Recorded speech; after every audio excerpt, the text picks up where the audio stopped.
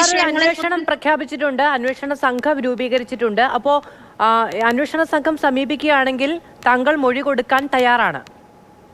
അന്വേഷണ സംഘം എന്നെ സമീപിച്ചാൽ ഞാൻ അനുഭവിച്ച ദുരനുഭവങ്ങളും സെക്സ്വലി ഞാൻ അനുഭവിച്ച പ്രശ്നങ്ങളും മാനസിക പ്രശ്നങ്ങളും എല്ലാ കാര്യങ്ങളും തുറന്നു പറയാൻ ഞാൻ തയ്യാറാണ്. എനിക്കൊന്നേ ഉള്ളൂ, ഞാൻ ആരാന്നുള്ളതല്ല, എന്റെ വിഷയങ്ങള് മുഖവിലേക്ക് എടുത്തുകൊണ്ട് ശരിയായ തീരുമാനങ്ങളും നടപടികളും സർക്കാരിന്റെ ഭാഗത്തു നിന്നും പോലീസിന്റെ ഭാഗത്തു നിന്നും ഉണ്ടായിക്കൊണ്ട് സ്ത്രീകൾക്കൊരു എന്താ പറയാ റെസ്പെക്റ്റും എന്താ പറയാ അവരെ സ്നേഹിക്കുകയും സഹായിക്കുകയും ചെയ്യുന്ന ഒരു സംഭവമായി മാറണം എന്ന് മാത്രമേ ഉള്ളൂ പറയാൻ. ഈ ബാബുരാജിൽ നിന്ന് മാത്രമാണോ ഈ ദുരനുഭവം ഉണ്ടായിരിക്കുന്നത്? ഇപ്പോൾ കഴിഞ്ഞ ദിവസം ഹേമ കമ്മിറ്റി റിപ്പോർട്ട് വിശദമായി വായിക്കുമ്പോൾ ജൂനിയർ ആർട്ടിസ്റ്റുകൾ പൊതുവെ അനുഭവിക്കുന്ന പ്രശ്നങ്ങളെപ്പറ്റി വലിയ കാര്യമായി പറയുന്നുണ്ട്.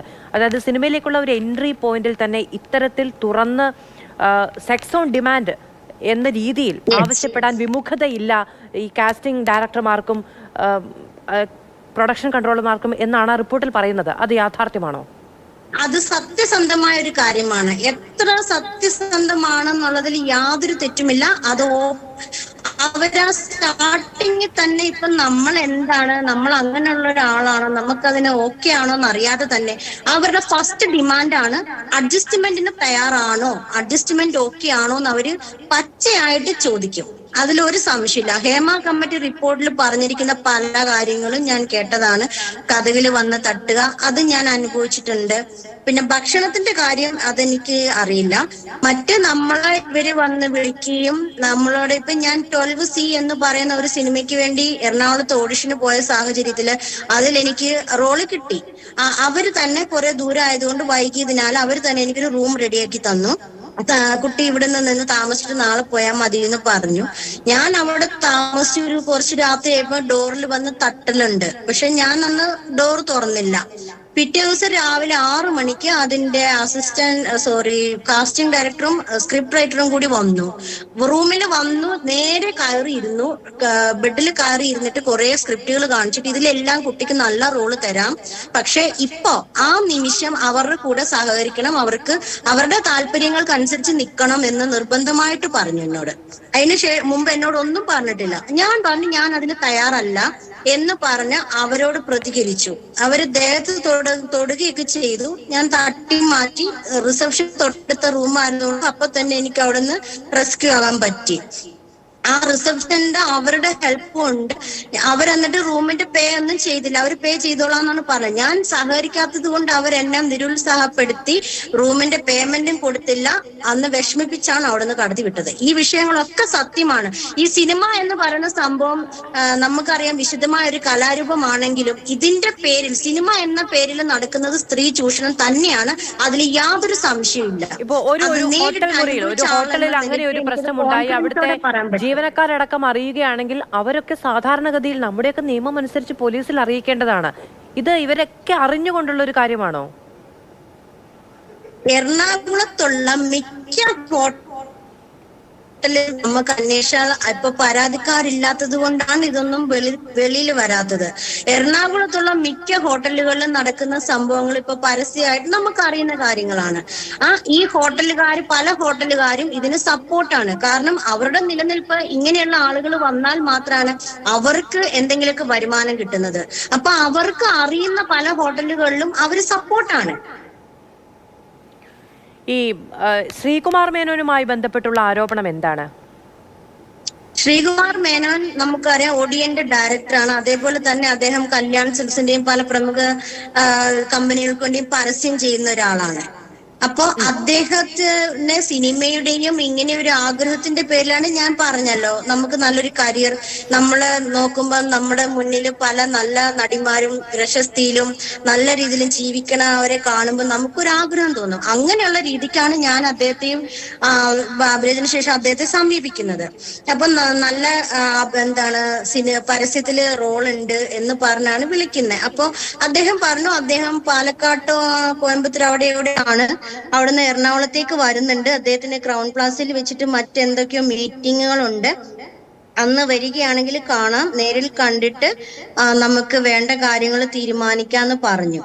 അങ്ങനെയാണ്. അപ്പൊ അദ്ദേഹം മോളെ എന്നൊക്കെയാണ് വിളിക്കണേ. അപ്പൊ നമുക്ക് അത്രയൊരു പ്രശ്നം തോന്നില്ല ഇവരെയൊക്കെ. കാരണം ഇവരൊക്കെ ഫെയിം ആയിട്ടുള്ള ആളുകൾ ഇങ്ങനെ മോശമായിട്ട് പെരുമാറിയാൽ അവർക്ക് തന്നെയല്ലേ നാണക്കേടും പ്രശ്നങ്ങളും വരുന്നത്. അപ്പൊ അവര് തന്നെ അവരെ നോക്കൂലേ എന്ന പ്രതീക്ഷയോടെ നമ്മൾ ചെല്ലുന്നത്. അപ്പൊ ക്രൗൺ പ്ലാസയിൽ വെച്ചിട്ട് അപ്പൊ അദ്ദേഹത്തിന്റെ മീറ്റിംഗിന് ശേഷം എന്നോട് പറഞ്ഞു, ഞാൻ ഇന്ന നമ്പർ റൂമിൽ ഉണ്ട് എന്ന് പറഞ്ഞു. ഞാൻ അവിടെ പോയി, പക്ഷെ റൂം നമ്പർ അതൊന്നും ഞാൻ ഓർമ്മയില്ല. ക്രൗൺ പ്ലാസയാണ് ഹോട്ടല്. അവിടെ വെച്ചിട്ട് പരസ്യത്തെ കുറിച്ച് പറഞ്ഞ് ഞാൻ പോരാൻ നേരത്ത് എന്നെ ബാക്കിലേക്ക് പിടിച്ച് വലിക്കുകയാണ് ചെയ്തത്. ബാക്കിലേക്ക് പിടിച്ച് വലിച്ച ആ സ്പോട്ട് നമ്മളിപ്പം അൺഎക്സ്പെക്ടഡ് ആകുമ്പോൾ നമുക്കൊന്നും ചെയ്യാൻ പറ്റില്ല. അദ്ദേഹത്തിന്റെ ഹൈറ്റും വെയിറ്റും വലിയൊരു മനുഷ്യനാണ്. എനിക്കൊന്നും ചെയ്യാൻ സാധിച്ചില്ല. അദ്ദേഹം അവിടെ വെച്ചിട്ട് എന്നെ സെക്ഷലി അബ്യൂസ് ചെയ്തു.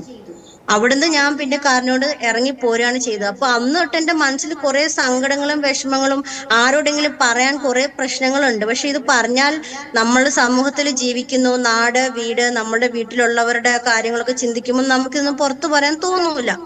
അവരുടെ മാന്യത ബഹുമാനിക്കണം. പക്ഷെ എനിക്ക് നല്ലൊരു ഹസ്ബൻഡ് വന്നു. അദ്ദേഹത്തോട് എല്ലാ കാര്യങ്ങളും തുറന്നു പറഞ്ഞപ്പോ അദ്ദേഹം എന്നെ സപ്പോർട്ട് ചെയ്യാണ് ചെയ്തത്. എന്നെ തള്ളിക്കളഞ്ഞില്ല. ആ മനുഷ്യന്റെ ആ ഒരു മനസ്സുകൊണ്ടാണ് ഇപ്പൊ ഞാനിത് പറയാനും എന്റെ വിഷമങ്ങൾ കേൾക്കാനൊരു സമൂഹം ഉണ്ടായി. അതുകൊണ്ടാണ് ഇപ്പൊ എനിക്കിതൊക്കെ തുറന്നു പറയാൻ പറ്റിയത്. അങ്ങനെ പല പെൺകുട്ടികളും പല സാഹചര്യങ്ങളും ആലോചിച്ച് പല കാര്യങ്ങളും മറച്ചു വെച്ച് ജീവിക്കുന്നുണ്ട് ഈ സമൂഹത്തില്. ഇനി ഇപ്പോൾ ഈ അന്വേഷണ സംഘത്തിന് മൊഴി കൊടുക്കാൻ തയ്യാറാണ് എന്ന് പറയുന്നു. ഹേമ കമ്മിറ്റി റിപ്പോർട്ടിൽ ഒരുപാട് ആളുകളുടെ ദുരനുഭവങ്ങളെ കുറിച്ച് പറയുന്നുണ്ട്. താങ്കൾക്ക് വ്യക്തിപരമായി ഈ ജൂനിയർ ആർട്ടിസ്റ്റുകൾ എന്നൊക്കെ പറയുമ്പോൾ ഒരുപാട് പേരുമായി സഹകരിച്ച് പ്രവർത്തിക്കുമല്ലോ. അപ്പോൾ മറ്റു പെൺകുട്ടികൾക്കും ഇതേപോലെയുള്ള അനുഭവങ്ങൾ ഉണ്ടായിട്ടുള്ളതായി അറിയാമോ? ജൂനിയർ ആർട്ടിസ്റ്റ് ആണ് എന്ന് പോലും അങ്ങനെ വലിയ ഫ്രണ്ട്ഷിപ്പ് കാര്യങ്ങളൊന്നും ഞാൻ നിലനിർത്താറില്ല. കാരണം എന്ന് വെച്ചാൽ എല്ലാവരും ഇതേ ഒരു രീതിയിൽ ഒക്കെ ഈ സിനിമാ മേഖലയിൽ പുരുഷന്മാർ മാത്രമല്ല സ്ത്രീകൾ പോലും പുരുഷന്മാർക്ക് വേണ്ടി അഡ്ജസ്റ്റ്മെന്റ് ചോദിക്കുന്ന സാഹചര്യം ഉണ്ട്. അപ്പോ അങ്ങനെ ഒരു സാഹചര്യം കൂടി ഉള്ളത് കൊണ്ട് ഞാൻ അങ്ങനെ ആരുടെ വലിയ കമ്പനി ഇല്ല. എന്നാലും നമുക്ക് അറിയാവുന്ന കാര്യമാണ് ഇങ്ങനെയൊരു സംഭവം ഈ ഹേമ കമ്മിറ്റി റിപ്പോർട്ടിൽ പറഞ്ഞത് സത്യമാണെന്നുള്ളത്. ഈ നടൻ ബാബുരാജ് മറ്റു പെൺകുട്ടികളെയും ഒരുപാട് പേരെ കെണിയിൽ വീഴ്ത്തിയിട്ടുണ്ട് എന്ന് പറയാൻ കാരണം എന്താണ്? കാരണം അദ്ദേഹത്തിന് മൂന്നാറിലൊരു റിസോർട്ട് ഉണ്ട്. അദ്ദേഹത്തിന്റെ പോലീസ് മാമൻ എന്ന് പറഞ്ഞ സിനിമ ഫുള്ള് ഷൂട്ട് ചെയ്ത ആ ഭാഗത്താണ്. അതുപോലെ തന്നെ 1-2 സിനിമയുടെ കാര്യങ്ങളുമായി ബന്ധപ്പെട്ട് കൂടുതൽ കാര്യങ്ങൾ മൂന്നാറിലെ റിസോർട്ടിൽ വെച്ച് നടത്താറുണ്ട്. അപ്പൊ അവിടെ അദ്ദേഹത്തിന്റെ ഒരു സ്ഥലമുണ്ട്. അദ്ദേഹം നാട്ടിലുള്ള സമയത്ത് മൂന്നാറിൽ പോകുന്ന സമയത്ത് നിൽക്കുന്ന ഒരു സ്ഥലമുണ്ട്. അവിടെ പല പെൺകുട്ടികളും ഒരുപാട് നാളുകളോളം അദ്ദേഹത്തിന്റെ കൂടെ നിൽക്കുകയും അങ്ങനെ ദുരുപയോഗം ചെയ്തതുമായിട്ട് എനിക്കറിയുന്നതാണ്. ഇപ്പൊ ആ കുട്ടിയൊക്കെ വിവാഹം കഴിഞ്ഞ് പോയിട്ടുണ്ട്. അതുകൊണ്ടായിരിക്കും അവരൊന്നും ഇപ്പൊ പുറത്തേക്ക് വരാത്തത്. ഈ വ്യക്തിപരമായ സാഹചര്യങ്ങൾ കൂടി മുതലെടുക്കുകയാണ് അല്ലെ പെൺകുട്ടികളുടെ? അതായത് ഇപ്പം എന്നെ സംബന്ധിച്ച് ഞാനൊരു പാവപ്പെട്ട വീട്ടിലെ കുട്ടിയാണ്. സപ്പോർട്ട് അങ്ങനെയുള്ള ഒരു ഫാമിലി ആകുമ്പോൾ ഇവര് ബാക്ക്ഗ്രൗണ്ട് നോക്കുക, അല്ലെങ്കിൽ സിനിമയിൽ ഇത്ര ആവേശമുള്ള കുട്ടികളൊക്കെ ആകുമ്പോ എന്തിനും തയ്യാറാണ്. അവർക്ക് സിനിമ കിട്ടിയാൽ മതി എന്ന് തോന്നുന്ന ഒരു രീതിയിൽ അവര് സിനിമ മേഖലയിലുള്ളവർ മുതലെടുക്കാറുണ്ട്. പിന്നീട് അവർ പറയുന്നത് എന്താ, ഇപ്പൊ മറ്റേ കുട്ടി പറഞ്ഞല്ലോ രേവതി പറഞ്ഞ എന്താണ്, നീയൊക്കെ പറഞ്ഞാൽ ആര് വിശ്വസിക്കാനാണ്, അങ്ങനെ ഒരു ഡയലോഗ് പറഞ്ഞില്ല ആ കുട്ടി. അത് സത്യമാണ്. ഈ പിള്ളേരൊക്കെ ഈ കൊച്ചു പിള്ളേരൊക്കെ വന്നവൻ ആര് വിശ്വസിക്കാൻ, ഇതിപ്പോ ആര് വിലക്കെടുക്കാനാണെന്നാണ് ഇവരുടെ ധാരണ.